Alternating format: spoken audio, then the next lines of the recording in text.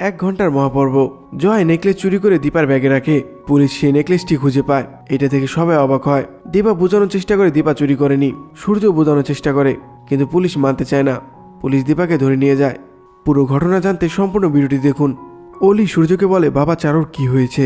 অলির পর চারুর কাছে যায়। ঠিক তখনই সূর্যর ফোনে একটি কল আসে। সূর্য বলে, নিউজটি কনফার্ম করুন। সূর্য কথা বলতে বলতে রুম থেকে বেরিয়ে যায়। দীপা অলির কাছে যায়। অলি দীপাকে বলে, আপনি এখানে কেন এসেছেন? আপনি চারুকে হয়তো কিছু করেছেন, তাই না? দীপা বলে, অলি তুমি একটু শান্ত হও। তুমি এত জোরে কথা বলে তো চারু উঠে যাবে। অলি বলে, আপনাকে বলুন আপনি এখানে কি করছেন? দীপা বলে, প্লেন ক্র্যাশে চারুর বাবা মা মারা গিয়েছে। এই নিউজ শুনে চারু নিজেকে সামলাতে পারেনি। চারু অসুস্থ হয়ে পড়েছে। এইটা শুনে অলি চারুর পাশে বসে কান্না করতে থাকে।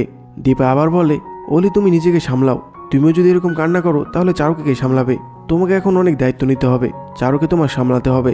এইটা শুনে অলি দীপাকে বলে, আপনি এত চারুকে নিয়ে কেন ভাবছেন? অলি এরপর দীপাকে দোষ দিতে থাকে। অলি বলে, আপনার জন্য এটা হয়েছে। আপনি যেখানেই যান সেখানে এরকম কিছু না কিছু হয়। আপনি কাউকে বাঁচতে দিবেন না, তাই না? দীপা অলিকে বলে, তুমি কিন্তু ছেলে মানুষই করছো। এটা বলে দীপা অলির কাছে যেতে যায়। তখন অলি বলে, আপনি আমার কাছে আসবেন না। আপনি আমাকে ছোঁয়ার চেষ্টা করবেন না। আমি আপনাকে বিশ্বাস করি না একদম। আপনি নিজের মেয়েকে মেরে ফেলতে চেয়েছিলেন। দীপা বলে, অলি তুই ভুলে যাস না, আমি সেদিন সবাইকে বাঁচানোর চেষ্টা করেছিলাম। সবাই যেভাবে বাঁচে সেটাই আমি করেছিলাম। তুই সেদিন শুধু সামনে আসতে চাইছিলি, যেটার জন্য গাড়ির ব্যালেন্স নষ্ট হয়ে গাড়ি খাদে পড়ে যেত। তখন আমরা সবাই মারা যেতাম। এর জন্য আমি তোকে গাড়ির পিছনে বসে থাকতে বলেছিলাম। তার জন্য আমি তোকে সরি বলছি। শুধুমাত্র একটা কারণে তুই সারা জীবন আমাকে দোষ দিয়ে যাবি?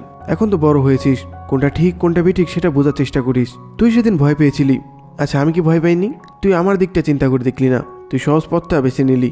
মাকে দোষ দেওয়া খুব সহজ, তাই না? উর্মি অজ্ঞান হয়ে গিয়েছিল, মীর আমার কোলে ছিল। ওদের বের করে তোকে যখন বের করতে যাবো তখন গাড়ির দরজা লক হয়ে গিয়েছিল। এটা আমার দোষ কি বল? কিন্তু আমি তো তোকে বাঁচিয়ে নিয়েছিলাম। দরজা খুলে তোকে বের করেছিলাম সোনা। অলি বলে, আবার সোনা বললেন? আবার বলছেন আপনি কোনো ক্ষতি করেননি।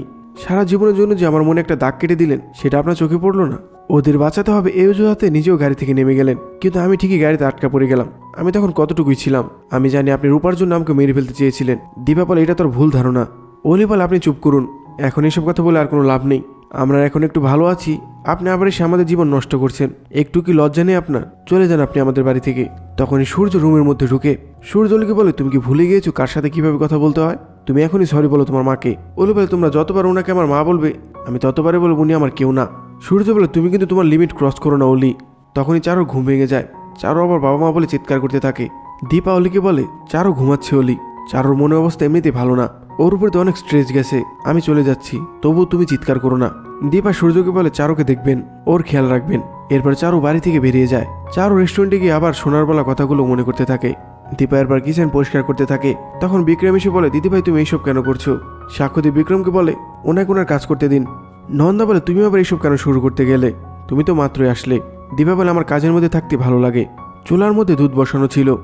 দুধ যাতে পড়ে না যায় এর জন্য দীপা তাড়াহুড়া করে চুলা বন্ধ করতে যায়। তাড়াহুড়ার জন্য দীপার হাতেই দুধ পড়ে। দীপার হাত অনেকটা পুড়ে যায়। নন্দা দীপার হাত ঠান্ডা পানিতে চুবিয়ে রাখে। নন্দা বলে, তুমি পানিতে হাত চুবিয়ে রাখো, আমি তোমার জন্য বরফ নিয়ে আসছি। সাক্ষ্যদীপ দীপার এই অবস্থা দেখে দীপার জন্য মলম নিয়ে আসে। সাক্ষ্যদীপ বলে, এইটা লাগান, লাগালে আপনার ব্যথা কমে যাবে। দীপা বলে, লাগবে না আমার। সাক্ষ্যদীপ বলে, আমি আপনার ভালোর জন্যই বলছি। সাক্ষ্যদীপের পর নিজের হাত দিয়ে মলমটা লাগিয়ে দেয়। অলি চারুকে বলে, চারু তোমার কিচ্ছু হবে না, আমি আছি তো, তুমি একা নও, আমি তোমাকে সামলাবো। সূর্য চারুকে বলে, চারু তোমার যেতে হবে, এইটা হলো তোমার প্লেনের টিকিট। তুমি না গেলে হিন্দু শাস্ত্র মতে ওনাদের সৎকার হবে না, আমাদের যেতেই হবে। অলি বলে, চারু তুমি একা না, আমি তোমার সাথে যাব। এতদিন তুমি আমাকে সামলেছো, তুমি আমাকে আগলিয়েছো, এখন আমার টার্ন। চারু বলে, কিন্তু তোমার তো স্কুল আছে। সূর্য বলে, অলি যখন আমাদের সাথে যেতে চাইছে ও যাক না, আর আমিও তো তোমার সাথে আছি, আমিও তো যাবো তোমার সাথে। চারু বলে, না তুমি আমার সাথে যাবে না। অলি বলে, কেন চারু, কি হয়েছে? বাবা যখন নিজে ইচ্ছে যেতে চাইছে তুমি কেন নিবে না? চারু বলে, আমার দায়িত্ব অনেক বড় একটি ইভেন্ট রয়েছে, এসএস আমার সাথে গেলে ওইটা হবে না, তাই আমি চাই আমার দায়িত্বটা এসএস পালন করুক। আমি তোমার কাছে রিকোয়েস্ট করছি এসএস। সূর্য বলে, ঠিক আছে তাই হবে, চলো আমি তোমাদের এয়ারপোর্ট পর্যন্ত পৌঁছে দিয়ে আসি। দীপা স্টোর রুমে বসেছিল। তখন সাক্ষ্যদীপের মা দুটো কফি নিয়ে দীপার পাশে গিয়ে বসে। সাক্ষ্যদীপের মা দীপাকে বলে, ছেলের কাছে শুনলাম তুমি নাকি রাতের পর রাত জেগে কাটাচ্ছ, আর জাগতে হলে তো কফি দরকার, এর জন্য তোমার জন্য কফি নিয়ে আসলাম। দীপা চুপ করে থাকে। দীপাকে চুপ দেখে সাক্ষ্যদীপের মা বলে, আর কত সহ্য করবে তুমি? দীপা বলে, সোনা ঠিকই বলেছে, আগে সব ঠিক ছিল, আমি এসে সব নষ্ট করে দিলাম, চারো জীবনটাও নষ্ট করে ফেললাম। নিজের মেয়ের চোখে এতটা ঘৃণা আমি কিভাবে সহ্য করব? সাক্ষ্যদীপের মা বলে, অন্যভাবে ভেবে দেখলে তো তুমিও ভালো ছিলে, তুমি তোমার মতো রান্না করছিলে, ব্লগ করছিলে, ওরা এসে তো তোমার জীবন গন্ডগোল করে দিল। কষ্ট কি শুধু ওরাই পাচ্ছে, তুমি কি পাচ্ছ না? তোমার মেয়ে গেলো আসলো, আবার এসে অপমান করলো, তুমি এই দিকটা ভেবে দেখছো না? তুমি নিজেই তো বলো নিয়তি কখন কাকে কোথায় নিয়ে যায় কেউ জানে না। তুমি নিজেকে বারবার দোষী বলে নিজেই কষ্ট পাবে, এর থেকে বেশি কিছু কি করতে পারবে? আমার বয়স হয়েছে, তোমাকে একটা কথা বলি, তুমি যদি নিজেকে দোষী মনে করো তাহলে সমাজও তোমাকে দোষী বলবে। এইটাই জগতের নিয়ম, তাই আমি তোমাকে বলবো মুভ অন করো। দীপা বলে হ্যাঁ, সব বললে আমাকে এগিয়ে যেতে হবে। কালকে ইভেন্ট, এই ইভেন্টে আমাকে জিততেই হবে যে কোনো মূল্যে। পরের দিন ইভেন্টে সূর্যর সাথে জয়ের দেখা হয়। জয় পাশ কাটিয়ে যেতে যায়। সূর্য জয়কে থামিয়ে দিয়ে বলে, ভাই আমি খুশি হয়েছি তুই যে এসেছিস। আমি ভয় পেয়েছিলাম তুই যখন জানতে পারবে আমি আর চারুইটার মধ্যে রয়েছি তুই চাকরিটা আর করবি না, কিন্তু তুই যে এসেছিস এটা আমি অনেক খুশি হয়েছি। Thank you so much. তোর উপর ভরসা করে অনেক দায়িত্ব দিয়েছি, ঠিক মতো সামলে নিস। জয় বলে, তুই ঠিকই তোর উদারতা দেখিয়ে আমাকে চাকরিটা পাইয়ে দিলি। সূর্য বলে, এখন তোর আর আমার কাজ হলো ঠিকমতো দুজনের দায়িত্ব পালন করা। দুই ভাই যেহেতু আছি ঠিক সামলে নেব। তখন ইভেন্টের এক জায়গা থেকে হইচই শুরু হয়। সূর্য জয়কে বলে, তুই এখানে বস, আমি দেখে আসি কি হচ্ছে। জয় চেয়ারে বসে জয়ের কাজ করতে থাকে। তখনই জয়ের ফোনে গুন্ডাগুলো কল করে। জয় কল ধরে না। তখন গুন্ডাগুলো এসএমএস করে টাকাগুলো কখন দিবে। জয় মনে মনে বলে, গুন্ডাগুলো তো চীনের যুগের মতো পিছনে লেগে রয়েছে, এখন আমি কি করব। সিকিউরিটি গার্ড দীপাদের গেটে আটকায়। সিকিউরিটি গার্ড দীপাকে বলে, ম্যাডাম আপনি ভিতরে ঢুকতে পারবেন না, কারণ আপনার নামে কোনো আইডি কার্ড নেই। দীপা বলে, আপনি এটা কি বলছেন, আপনি একটু ভালো মতো চেক করে দেখুন। সিকিউরিটি গার্ড দীপাকে কার্ডের বক্স এনে দেয়, বলে আপনি নিজেই চেক করে দেখুন। দীপা চেক করে দেখে দীপার নামের কোনো কার্ড নেই। তখন ওখানে সূর্য চলে আসে। সূর্য এসে বলে, কি হয়েছে? সিকিউরিটি গার্ড বলে, দেখুন না, ওনার নামের কোনো কার্ডই নেই, কার্ড ছাড়া তো আমি ওনাকে ঢুকতে দিতে পারবো না। দীপা বলে, আমার দেরি হয়ে যাচ্ছে, আমাকে স্টল সাজাতে হবে। সূর্য সিকিউরিটি গার্ডকে বলে, স্পেশাল সুপারিশ করলে কি এটা সম্ভব হবে? দীপা বলে, আমার কোনো সুপারিশের দরকার নেই, আমি এখানে ইনভাইটেশন এসেছি। দীপার পর সূর্যর গলার দিকে খেয়াল করে দীপা দেখতে পায় সূর্যর গলায় দীপার কার্ড। দীপা মনে মনে বলে, আরে উনি তো দেখি আমার কার্ড পরে রয়েছে। সূর্য আবার সিকিউরিটি গার্ডকে বলে, আপনি একটু ভালো মতো দেখেন না কোথাও পড়ে গিয়েছে কিনা। সিকিউরিটি গার্ড বলে, ওনার কি আপনার রিলেটিভ? সূর্য বলে, she is my wife.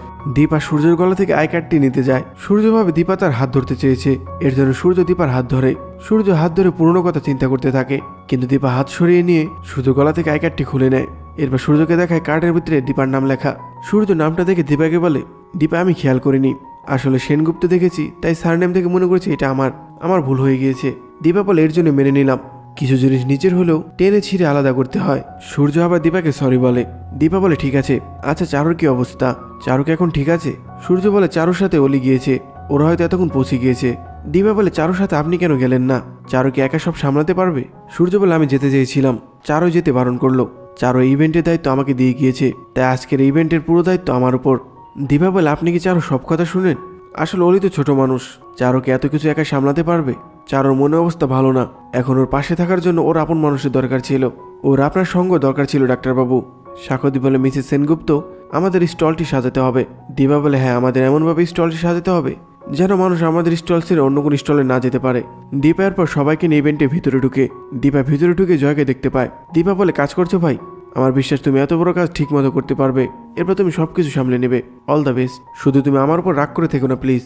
Dipa এরপর তার স্টলের জায়গায় চলে যায়। জয়ের ফোনে আবারও এসএমএস আসে। জয় এসএমএস দেখে বলে, এরা তো আমার পিছনেই পড়ে রয়েছে, আজকে টাকা দেওয়ার শেষ দিন, কিন্তু এখানে তো অনেক সিকিউরিটি রয়েছে, ওরা তো এখানে ঢুকতে পারবে না, আমি ফোনটা অফ করে রাখি। জয়ের পর ফোনটা অফ করে রাখে। দীপা তাড়াহুড়া করে স্টলের জায়গায় যায়। দীপা বলতে থাকে, শুধু শুধু গেটে সময় নষ্ট হলো, ঝটপট করে আমাদের স্টল সাজাতে হবে। দীপা তাড়াহুড়া করে যেতে যাবে, দীপা হোঁচট খেয়ে পড়ে যেতে যায়। তখন সাক্ষ্যদীপ ধরে ফেলে।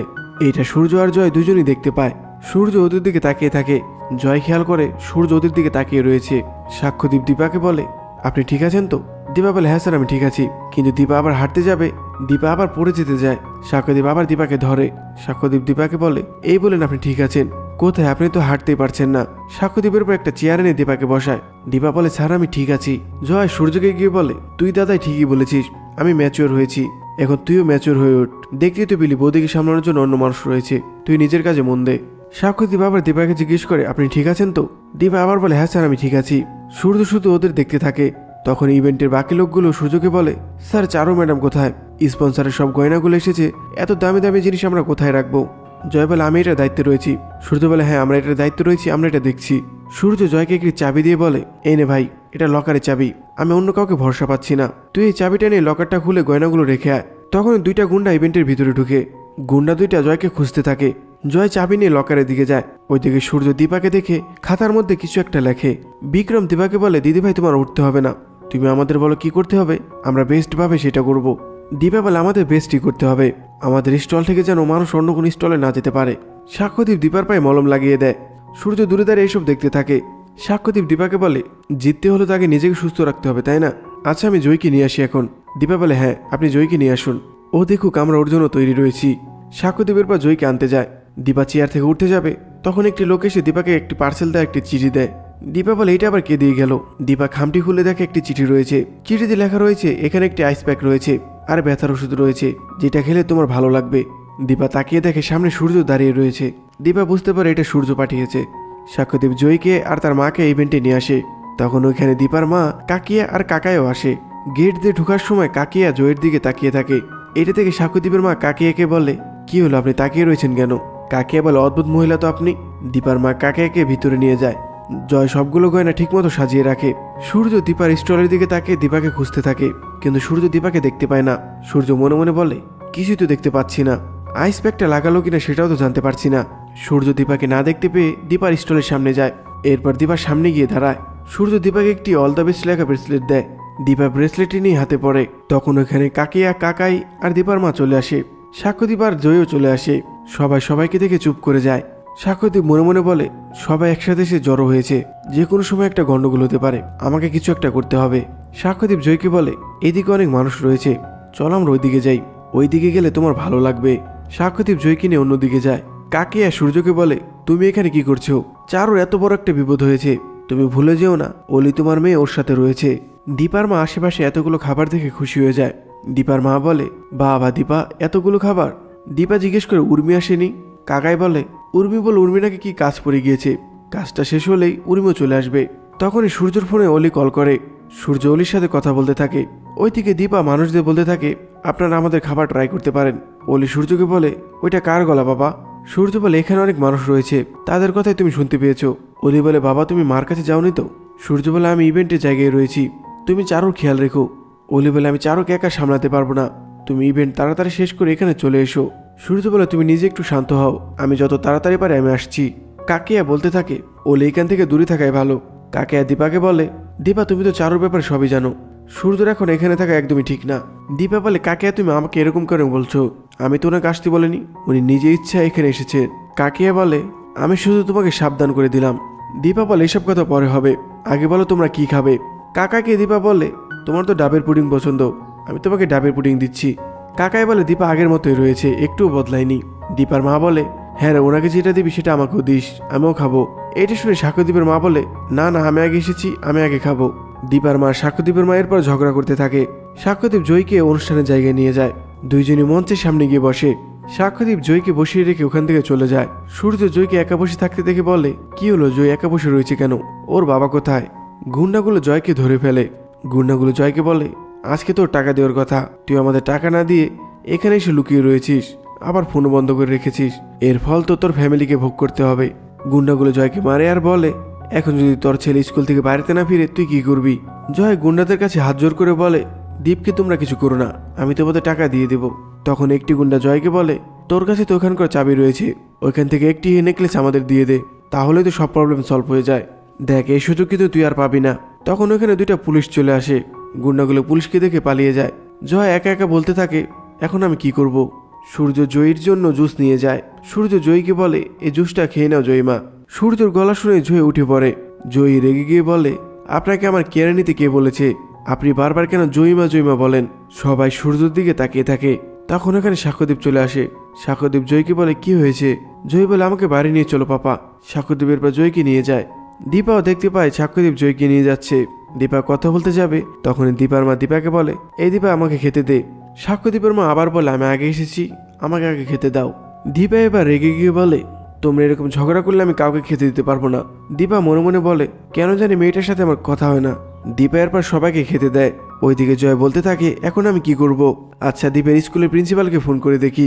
জয়ের পর দীপের স্কুলের প্রিন্সিপালকে ফোন করে। জয় জিজ্ঞেস করে, দীপ কি রয়েছে এখানে? প্রিন্সিপাল বলে, দীপকে তো নিয়ে গেল একজন। এটা শুনে জয় বলে, এখন আমি শেষ, উর্মিকেও তো বলতে পারবো না, উর্মিকে বলে তো সব ওলটপালট হয়ে যাবে, কি করব আমি? জয়ের পর লুকিয়ে যেখানে গয়না রাখা রয়েছে সেখানে যায়। জয় চাবি দিয়ে লকার খুলে লকার থেকে একটি গয়না নিয়ে নেয়। জয় মনে মনে বলতে থাকে, এই নেকলেসটা বেচে যে টাকা পাবো সেটা দিয়ে দীপকে আমি ছাড়াতে পারবো, আমাকে ক্ষমা করে দিস দাদাই, আমি তোর বিশ্বাসটা রাখতে পারলাম না। সূর্য জয়ের কথা ভাবতে থাকে। সূর্য একা একা বলতে থাকে, তোকে দেখলে কেন আমার অতীতের কথা মনে পড়ে যায়, আমি কেন নিজেকে কন্ট্রোল করতে পারি না, তোকে দেখলে আমার রূপার কথা মনে পড়ে।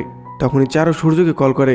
চারু সূর্যকে বলে, বাবা মার দেহটা এমনভাবে ঝলসে গেছে আমি ওদের চিনতে পারলাম না, শেষবারের মতো দেখতে পেলাম না ওদের আমি। সূর্য বলে, তুমি একটু নিজেকে কন্ট্রোল করো, আমি এখানে কাজ শেষ করে জলদি চলে আসছি। জয় গয়নাটা নিয়ে বেরোতে যাবে, তখন দেখে অনেকগুলো পুলিশ আসছে। পুলিশগুলো বলা বলি করছে গয়নাটা চুরি গিয়েছে। জয় এটা দেখে ভয় পেয়ে দীপার ওখানে যায়। দীপা দেখতে পায় জয় একটু অন্যমনস্ক রয়েছে। দীপা জয়কে বলে, ভাই কি হয়েছে আমাকে বলো, কি হলো তুমি ঘামছো কেন? জয় বলে, কিছু হয়নি বৌদি। দীপা বলে, তুমি এখানে বসো, আমি তোমাকে খেতে দিচ্ছি। দীপের পর জয়কে খেতে দেয়, কিন্তু জয়ের হাত পা কাঁপছিল। জয়ের পর দীপার ব্যাগটা দেখতে পায়। জয় মনে মনে বলে, হাতটা আমি ব্যাগে রাখি, পুলিশ চলে গেলে আবার হাতটা আমি নিয়ে নিব। দীপ, আমি তোকে উদ্ধার করবই, তুই আর একটু অপেক্ষা কর, তোকে উদ্ধার করার জন্য তোর বাবার যা যা করা লাগে সে তাই করবে। এরপর জয় হাতটি দীপার ব্যাগে রেখে দেয়। তখনই পুলিশ এসে সবাইকে বলে, কেউ এখান থেকে বেরোতে পারবেন না, আমরা সবার ব্যাগ চেক করব, অনেক বড় চুরি হয়েছে এখানে। সূর্য এসে পুলিশ অফিসারকে জিজ্ঞেস করে, অফিসার কি হয়েছে? তখন পুলিশ অফিসারটি বলে, সব থেকে দামি নেকলেসটি চুরি হয়ে গিয়েছে। সূর্য মনে মনে বলে, ওখানে তো ভাই ছিল। দীপাও মনে মনে বলে, ওইটার দায়িত্বে তো ভাই ছিল। দীপা পিছন দিকে তাকিয়ে দেখে জয় ওখানে নেই। এরপর পুলিশ অফিসার সবার ব্যাগ চেক করতে থাকে।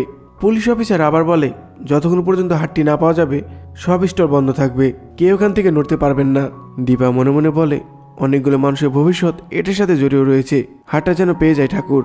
এরপর দীপা তার ব্যাগ পুলিশ অফিসার কাছে এনে দেয়। পুলিশ অফিসার চেক করে দেখে ওটার ভিতরে হার রয়েছে। এটা থেকে তো সবে অবাক হয়। টিভি চ্যানেলে সাংবাদিকরা এসে ওখানে ভিডিও করতে থাকে। দীপা পুলিশকে বলে, অফিসার বিশ্বাস করুন এটা আমি করিনি। অফিসার বলে, তাহলে কি হাওয়ায় ভেসে ভেসে আপনার ব্যাগের ভিতরে হাতটা চলে আসলো? দীপা বলে, আমি তো সারাক্ষণ স্টলের সামনেই ছিলাম, তাহলে আমার ব্যাগ এটা কিভাবে আসলো? পুলিশ অফিসার বলে, চুরি করার পর সবাই এরকমই বলে। দীপা বোঝানোর চেষ্টা করে দীপা চুরি করেনি, কিন্তু কেউ মানতে রাজি না। সূর্য অফিসারকে বলে, অফিসার আপনাদের কোনো ভুল হচ্ছে। অফিসার বলে, আমাদের কোনো ভুল হচ্ছে না, আপনি সামনে থেকে সরে দাঁড়ান। দীপার মা বলে, আপনাদের কোথাও একটা ভুল হচ্ছে, আমার মেয়ে এটা করতেই পারে না। জয় মনে মনে বলে, আমাকে ক্ষমা করে দিও বৌদি, ক্ষমা করে দিস দাদাই। পুলিশ দীপাকে গ্রেপ্তার করে গাড়িতে নিয়ে যায়। দীপা সূর্যকে বলে, ডাক্তারবাবু বিশ্বাস করুন আমি চুরি করিনি। সূর্য বলে, আমি জানি দীপা তুমি চুরি করনি। পুলিশ অফিসার, আপনাদের কোনো ভুল হচ্ছে, আপনি বিশ্বাস করুন আমার দীপা এটা করতেই পারে না। পুলিশ অফিসার বলে, আপনার যা বলার আপনি থানায় এসে বলুন। পুলিশ দীপাকে নিয়ে যায়। সূর্য দীপার গাড়ির পিছনে দৌড়াতে থাকে। একটা সময় সূর্য মাটিতে পড়ে যায়।